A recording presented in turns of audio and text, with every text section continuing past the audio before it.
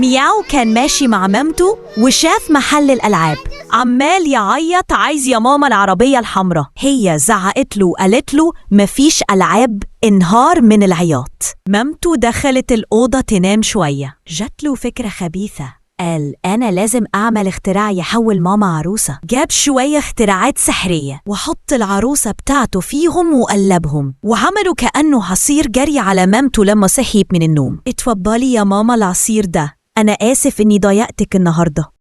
مامته شربت العصير وكان مبسوط جدا. مامته تحولت العروسة وكان فرحان. خد مامته العروسة وجري على محل الألعاب عشان يبيعها. قال لعمه البياع عايز أبيع العروسة دي. عمه البياع خدها منه واداله فلوس. أخد الفلوس وجري على محل العربيات واختار العربية الحمراء اللي كان نفسه فيها. ركب العربية ولف بيها المدينة وهو فرحان، ومامته يا عيني حزينة وبتعيط. يا ترى هيحصل ايه؟ اعملوا لايك واشتراك عشان تتابع الجزء التاني.